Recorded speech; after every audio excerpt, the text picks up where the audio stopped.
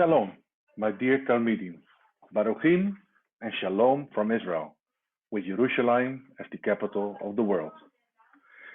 Here in Israel, we are slowly rising from the aftermath of COVID-19, the coronavirus, and life is getting back to normal.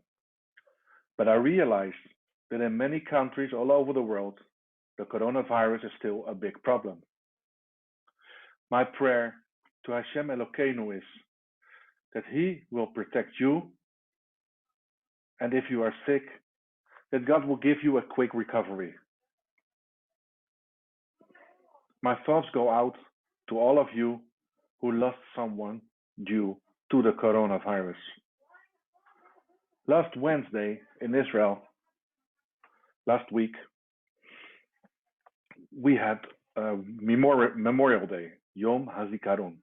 On that day, we remember all our soldiers that gave up their life while defending Israel and those who were killed because of terrorist attacks.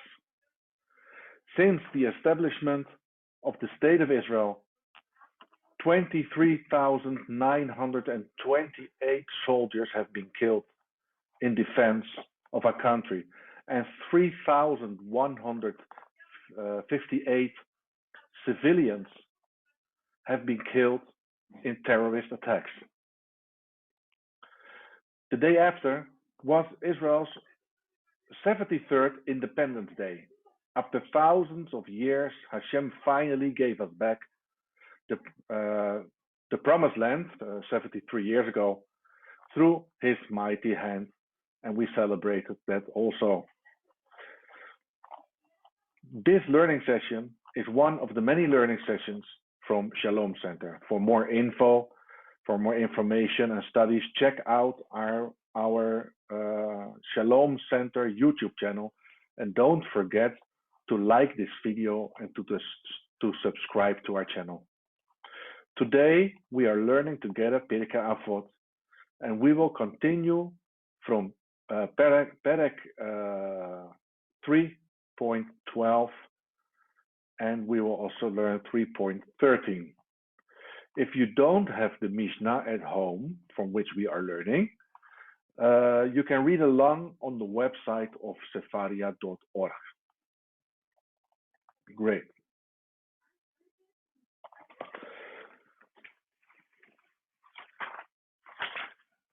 Rabbi Yishmael Omer, Havei kol lerosh בנוח לתשחורת, בהווה מקבל את כל האדם בשמחה. Rav Yishmael says, be swift for a superior and reserved towards the young, and be cheerful towards everybody, everyone. This means be swift for a superior. We have to show our respect in many ways to our superiors.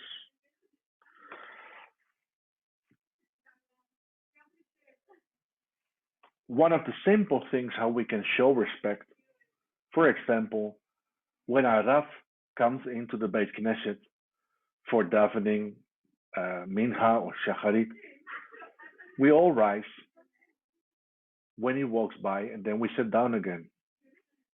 In this way, we give him respect and honor for the difficult task or the task that Hashem gave him to do, being the rabbi of our community.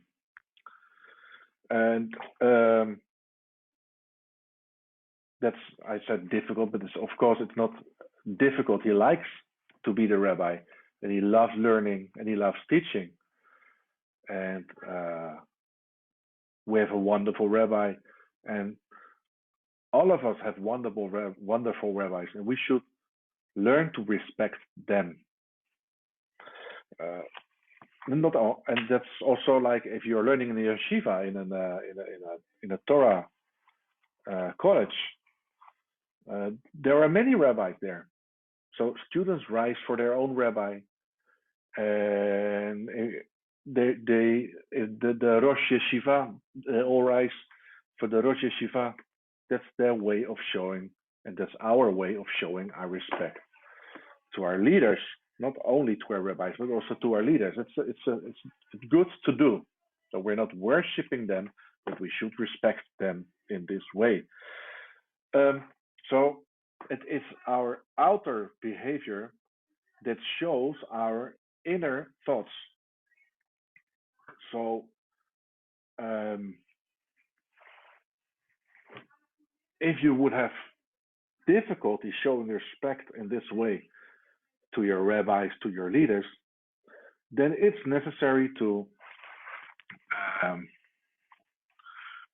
search your own heart and see why you think that is difficult. We're learning Pirkei Avot, so it's about we're allowing the rabbis of the Mishnah speaking into our lives so that we can change our character for the better. So everything we learn, also just this one line, that we have to have respect for our superiors. This one line already can touch our character or irritate our character, and it is our job to work on this. Of course, when we read about the Hevei Kol Le Rosh, the Rosh, the head, the superior head of everything, is Hashem himself. And our most respect and our most honor has to go to Hashem Elokeinu. The word Le Rosh is an acronym for Le'asot Ratzon Avincha Sheba Shemayim, to do the will of your Father in heaven. It's important for us to do His will.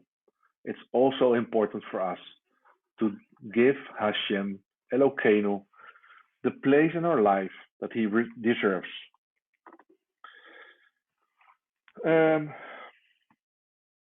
The next line says, be reserved toward the young.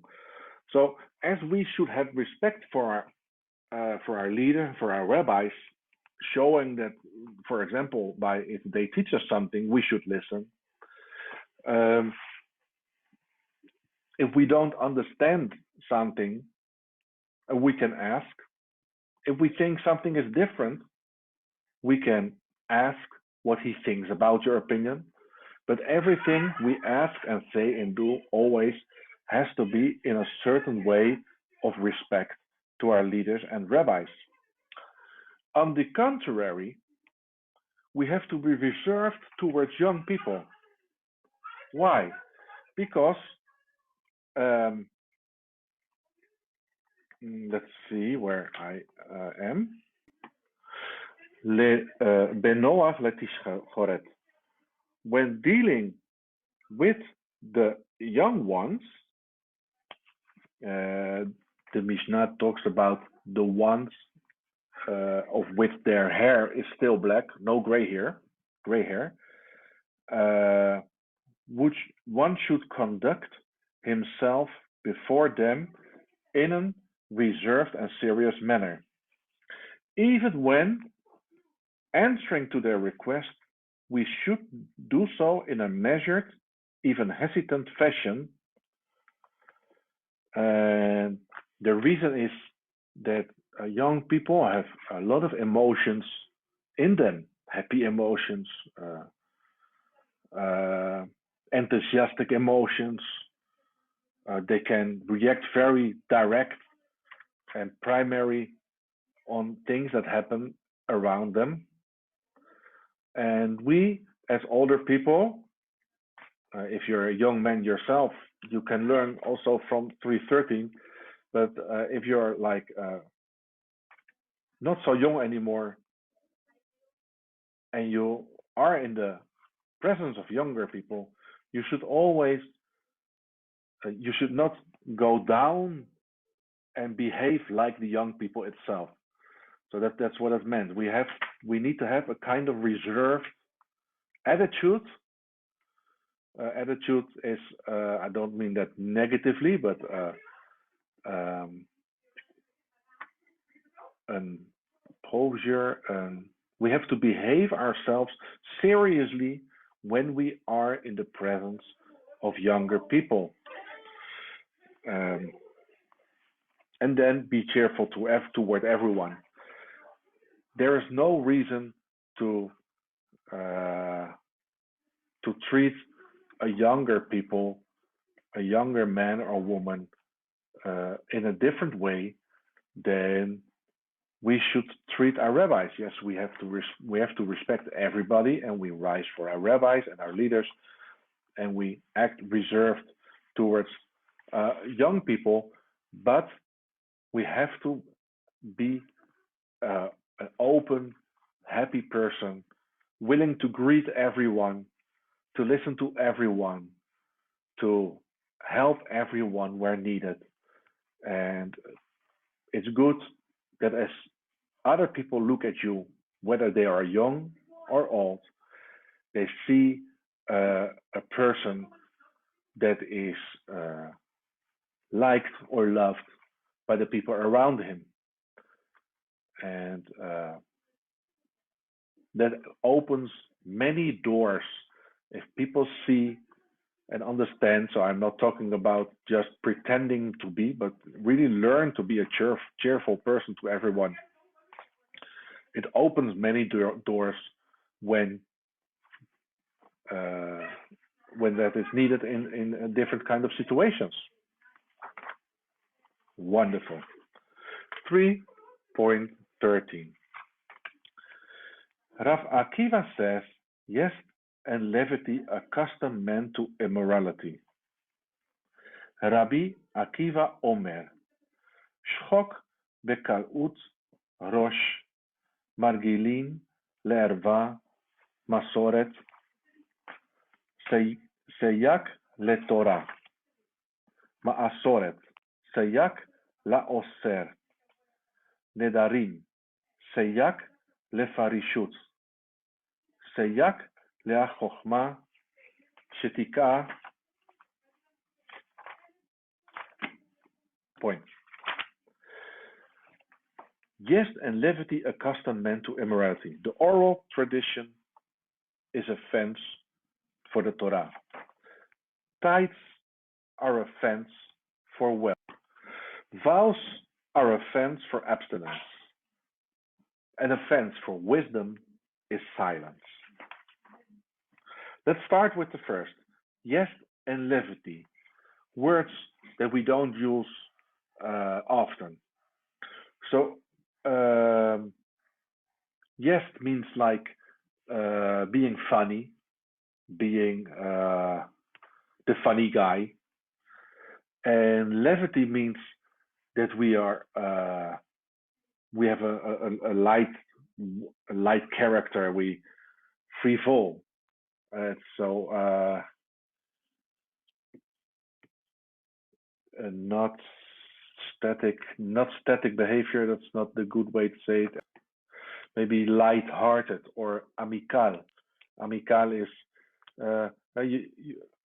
you're nice to everybody, more than nice to everybody, and you give a lot of attention to men and especially to women, and you tap them on the shoulders, and you give attention, and you search for attention out of the situation where you're in. If you, for example, if you're on your work, you should do your work and not being busy all the time with your colleagues around you, for example. So jest and levity is a light-hearted behavior towards light-hearted behavior. And Rav Akiva says, jest and levity accustom men to immorality. So how does it work? If we are excessive funny, of course you can be funny. We're not. The Mishnah is not talking about somebody who just has a funny character and knows how to bring difficult things in a easy way, or sometimes with a joke, so that people understand it better and can handle it. No, we're talking about excessive jesting, excessive funny.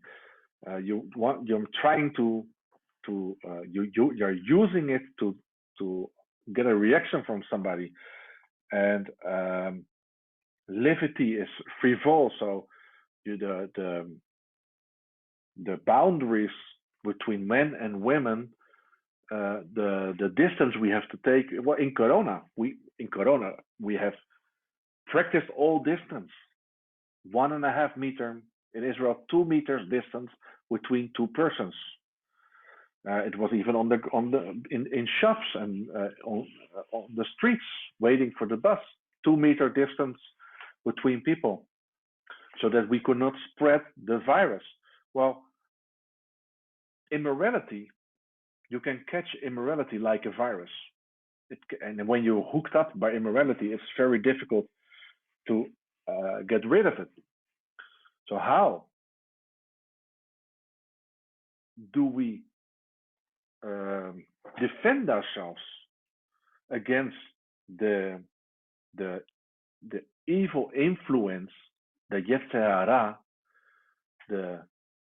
against immorality, to keep our distance, not only physically, but also keep distance in our behavior. We should not seek attention. I'm especially talking to men, but it's of course also for women the other way around. We should not ask for or attract excessive personal attention from our female or male colleagues around us, or not only colleagues, but people on the street, or anywhere you are, where people are. We should keep our distance physically, but also morally keep our distance. But when you are treating the people around you with jest and levity, always trying to be funny and free-fall and open character towards people and easygoing and etc. Eventually, well, in itself, being funny is not a problem, but in this situation, when you're using it towards the opposite sex, then it will lead to immorality. Especially if you're directing it to one person, the other person feels flattered. And we should stay away from it. So we're talking about fences. This paragraph is about fences. And we should stay away from such situations. We should put a fence between it. And this teaching is an example of the general principle that cautions men to avoid deleterious behaviors and undesirable character traits. For while they are not intrinsically sinful, they will bring a person to sin. So Rav Akiva gave us 4 statements to protect us.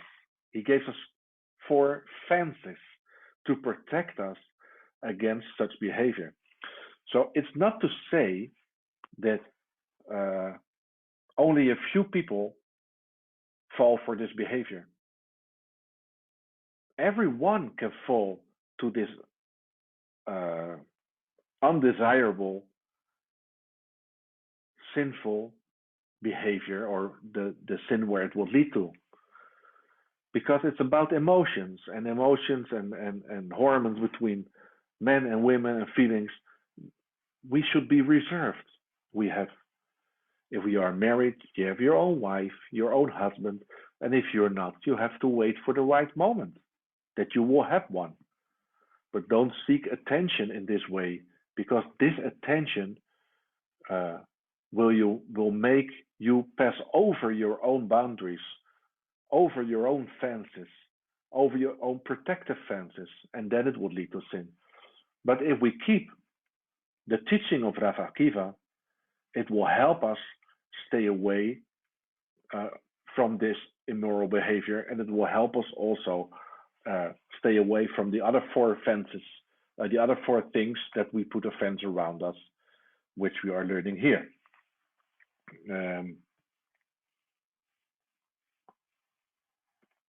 Okay, so before we continue, let us have a short break. Hi. We're continuing. Where did we stop? Yes, the Sayak, the protective fence, is a barrier that will protect men from immorality and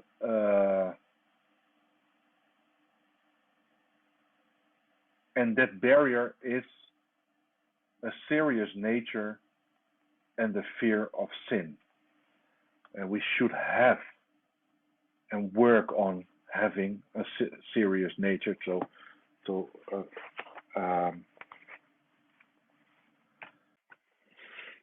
the oral tradition, the Masoret, is a fence for the Torah, and tithes are fence for wealth, vows are fence for abstinence, and a fence for wisdom is silence. Let's start with the first. The oral tradition is a fence for Torah.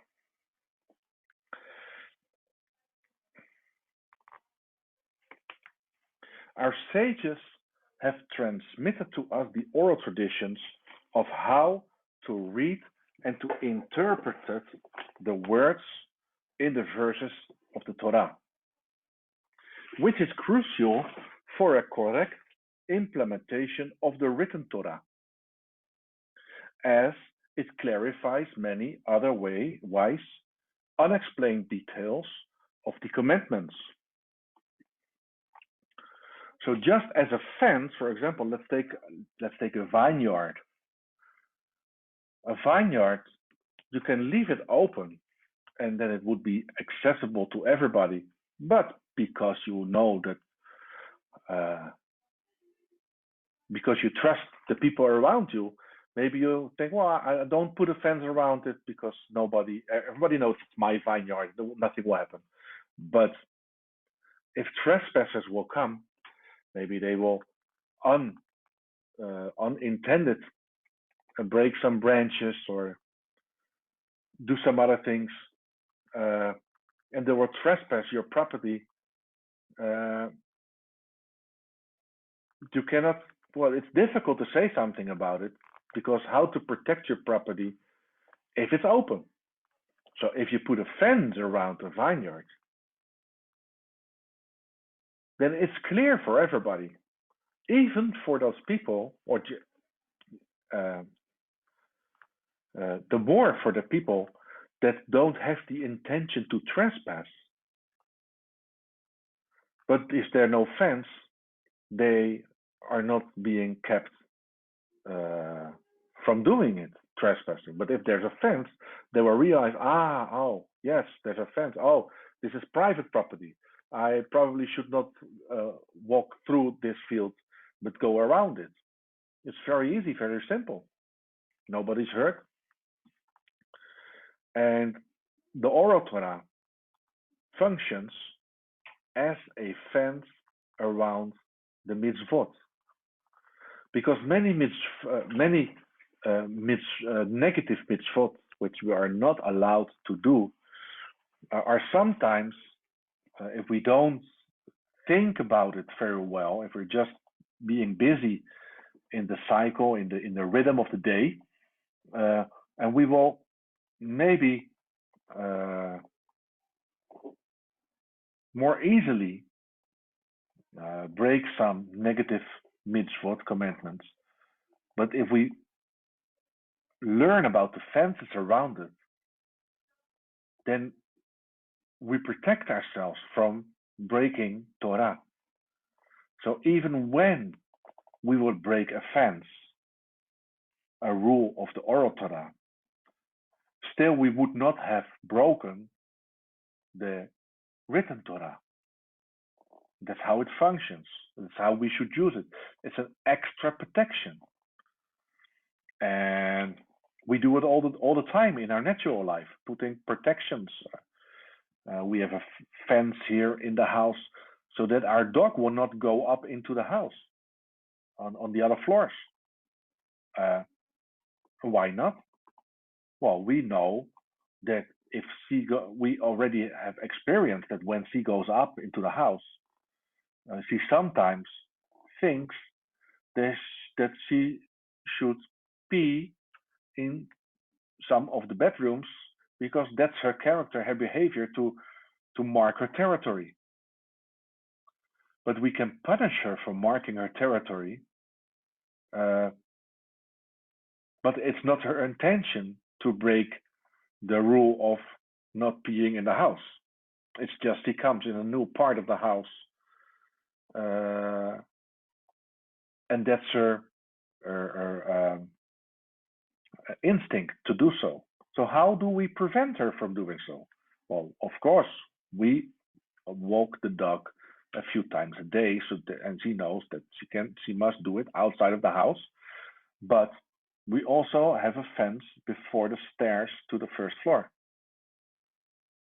So she will not go up there, and she will not have that moment where she thinks that she should mark her territory by peeing somewhere in the house. It's a fence, a literal fence, and it functions. And she doesn't feel bad about it, and we don't feel bad about it, and it works. She knows. And if we sometimes put the fence away, she still stays downstairs until we leave it away for like a week. Then she starts trying it again to go upstairs. But the fence helps her to understand the basic rule of that she has to do her number 1 and number 2 outside of the house. An application of the oral tradition is how we derive the fact. For example, another application of the oral tradition. How do we learn from the Torah what to do?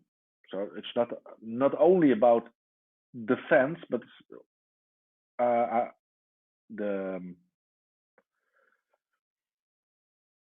Rav Akiva wants to explain to us how it functions, the oral Torah, in different scenarios. Well, one of the scenarios is that an application of the oral Torah is how we derive the fact that a sukkah of 3 walls is deemed valid. So why do we need 3 walls for a sukkah? Well, we read in Vayikra 23, you shall dwell in Sukkot. Be'ivrit it says Be-Sukkot. For a 7-day period, every native in Israel shall dwell in Sukkot, Be-Sukkot, both singular, so that your generations will know that I caused the children of Israel to dwell in Sukkot, plural, Sukkot with a Vav. So the first 2 mentioned of the word Sukkot are written without a Vav, and the third one is singular, and the second one is with a Vav, is plural. Now the first mention of the word Sukkot is needed for the initial description, but the second one, we learn that that is 1 wall, and from the third one, Sukkot is mentioned with a Vav in plural, we learn that it is 2. So we learn from this whole verse that Sukkot without Vav and Sukkot with Vav equals to 3 walls of the Sukkah.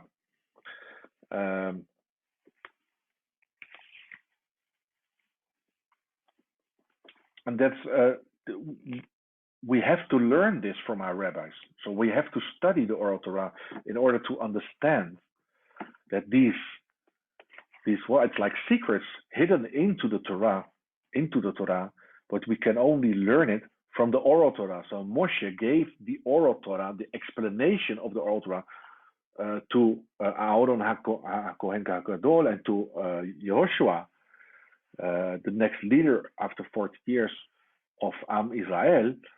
And he did not write it down, because if he would have written it down, they would easily forgot it, because it was written down. So it was more difficult to implement it in daily life, the written Torah explained by the oral Torah. But because he did not write it down, because it was an oral Torah, they had to keep learning the oral Torah in order not to forget it. So they kept busy learning, and trying to find the right answers and to the correct interpretations of every situation alongside the written and oral Torah.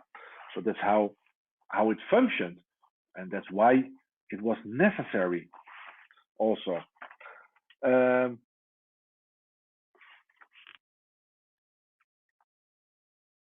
Yes.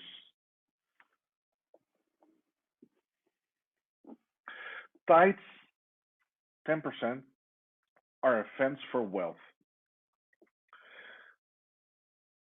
The Tana attempts to dispel the popular misconception that the giving of tithes represents a monetary loss. Many people experience giving away 10% of their income. The 10% comes from where we read in the Torah that where all the people were farmers and they had land, and they had to give away, they had to start with giving away 10% of their growings, of their fruits, of their vegetables. And it was not just 10%, but they had to start with 2%. There was a Maaser Rishon, and there was a Maaser Sheni, there was a Teruma. The Teruma is the 10%. They have to give some years to the Levites in their city. That there was to give some to the Kohanim. The Levites, which received from those produce of the fields or the money they got, had also to give their 10% to the Kohanim. So it was a whole system which added up to more than 20% of what the field would produce after, of course, discounting the costs. And giving those 10% was not a loss. It helped you to maintain the blessing of Hashem, because Hashem said, if you give me what is from me, because actually the whole world is from Hashem. So he just says, give me some part of it and use it for those that have no regular jobs, but work in the Mishkan, in the Beit HaMikdash, the temple. Give them their part so that they can function there in place of all the firstborns of all Am Israel. And so they will have their food, and they can also give the offerings to Hashem. And there's a story of a man who inherited his father's field, and that field had constantly produced 1,000 measures of grain each year. And he gave away every year, 10%. But when his father died and he inherited that field, he didn't want to give that anymore, because he thought, why should I give away 10%? I don't see anything from it. Nothing changes. I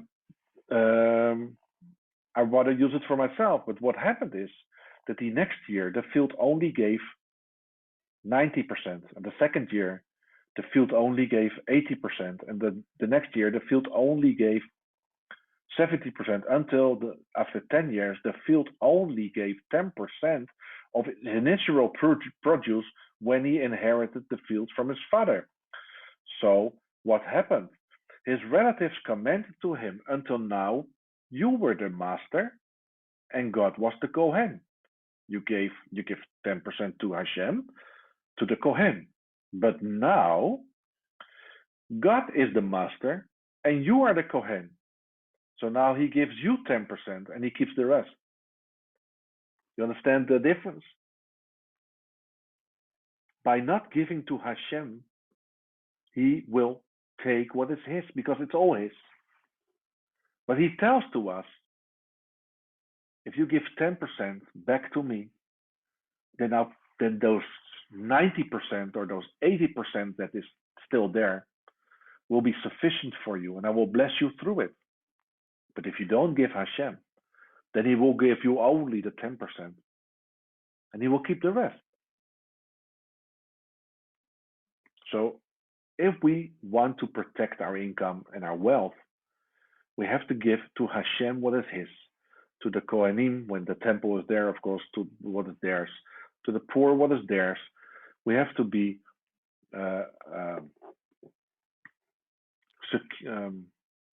stringent in this situation.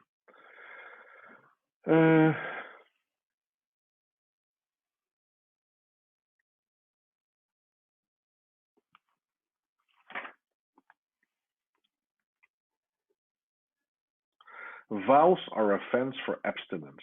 Abstinence from the physical is one step in the process of higher spiritual growth. By distancing yourself from, and we learned it also in Meshilat Yesarim, from permitted pleasures or activities, and the Parush, the one who abstains, is abstinent, attempts to insulate himself from the forbidden. So it is allowed to go to a party. It is allowed to have fun and to drink and to enjoy, to dance. Yes, it is allowed.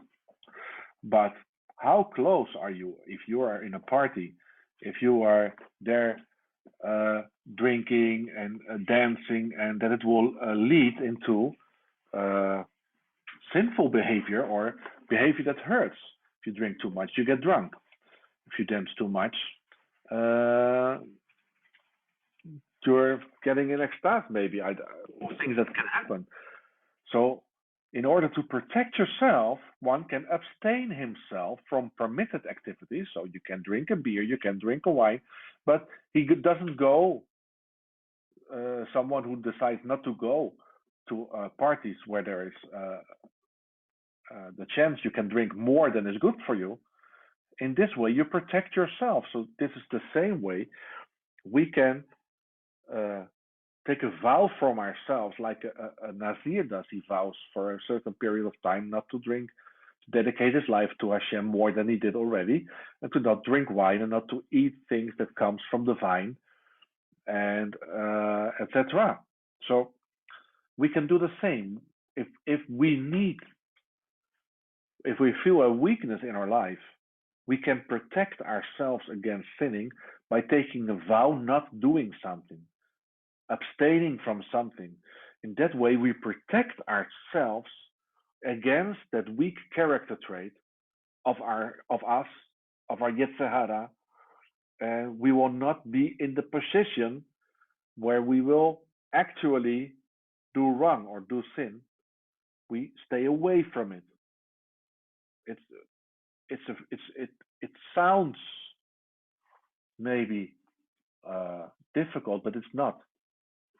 If we are honest to ourselves and we recognize in our own lives our weaknesses, and we then decide in those areas in our character, in our lives where we feel some weakness, we cannot always stand up and protect ourselves from it, we decide to put a fence, to put us not in those certain kind of situations.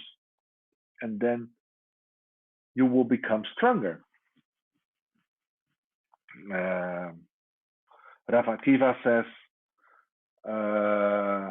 is addressing an individual who is steeped in the pursuit of physical desires. The person that wants to experience a lot of physical desires, he should use the power of the vow to bring his evil inclination under control. Although taking a vow is considered as an extreme and therefore an undesirable measure, the circumstances of his spiritual plight permit its use. A vow is something strong, but if it is necessary to protect yourself, we should use it. A fence for wisdom is silence.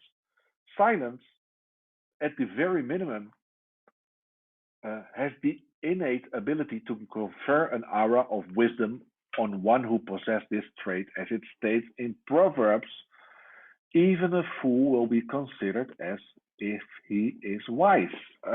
Even a fool will be considered wise as if he is silent.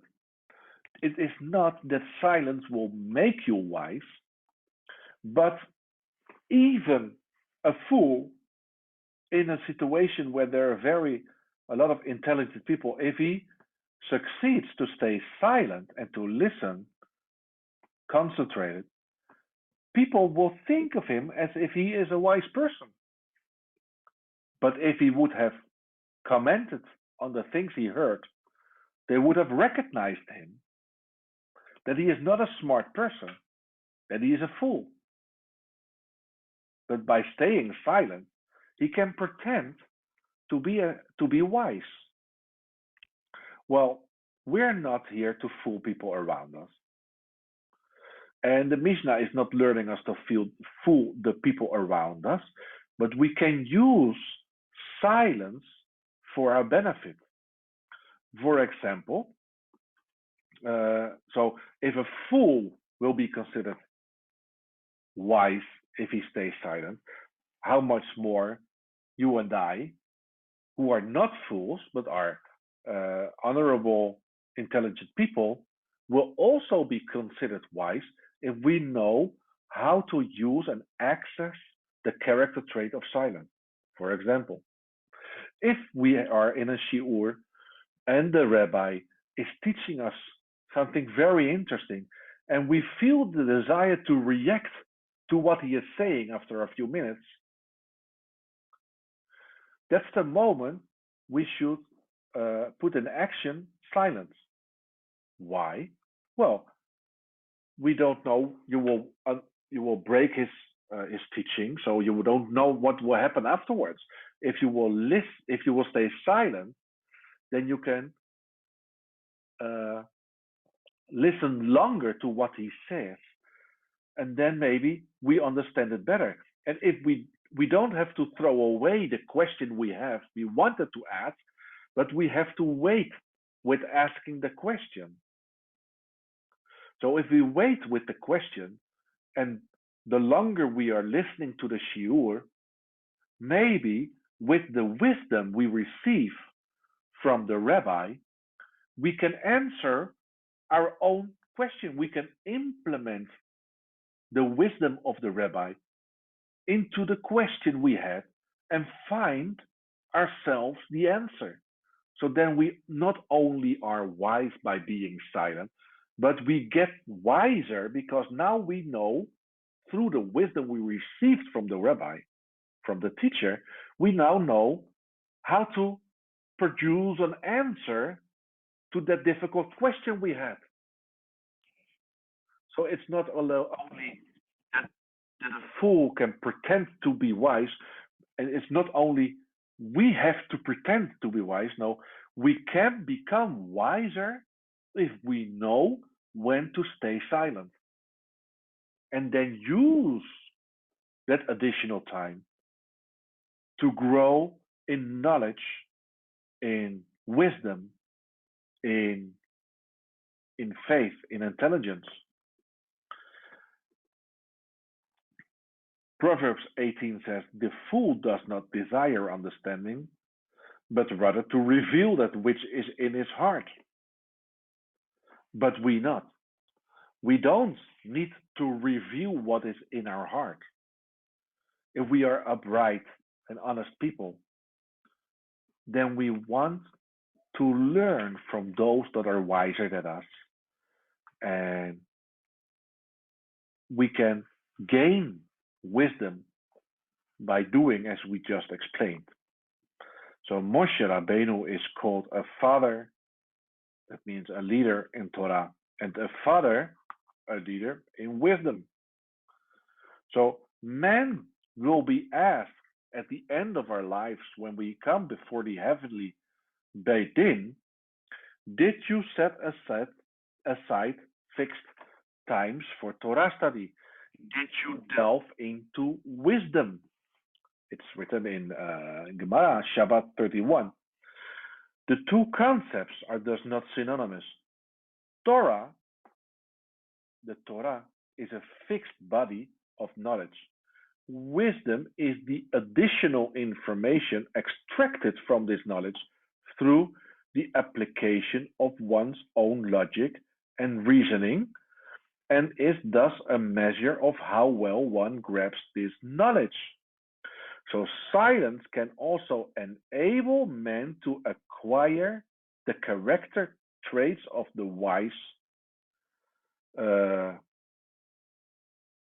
such as not interrupting another person or admitting that he does not know something. So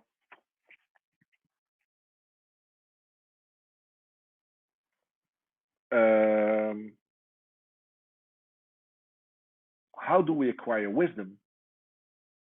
How can we acquire wisdom? Well, not only, well, we had already staying silent, but can we acquire wisdom by the Torah itself, just the plain text? Well, the answer is the Torah is a fixed body of knowledge.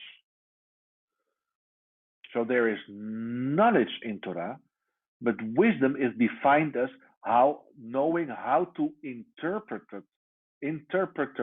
this wisdom and how to applicate this wisdom in our daily lives, how to derive halacha from the Torah.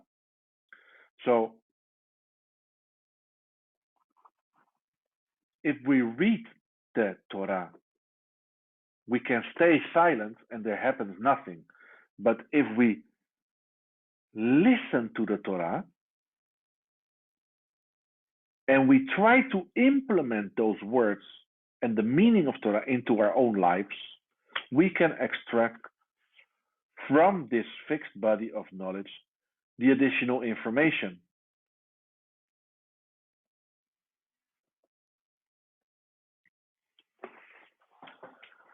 So,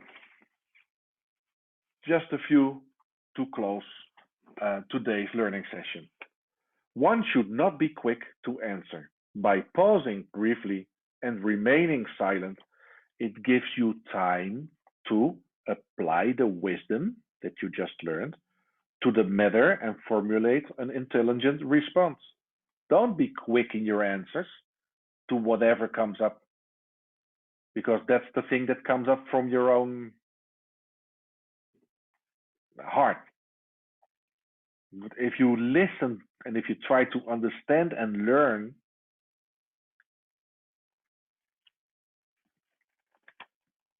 then it will give you time to apply what you learned to your question and eventually to your answer.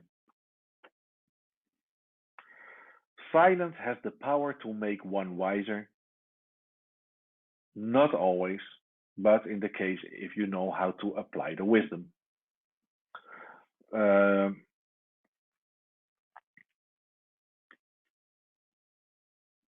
Proverbs 17.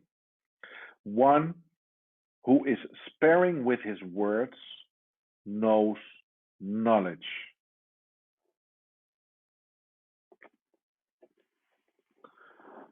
Great. So we learned today about a few fences. The oral tradition is a fence for the Torah. Tithes are a fence for wealth. Vows are a fence for abstinence and a fence for wisdom. is silence. This was today's learning session on Pirkei Avot. I enjoyed learning with you together, and I hope we will meet each other next week again.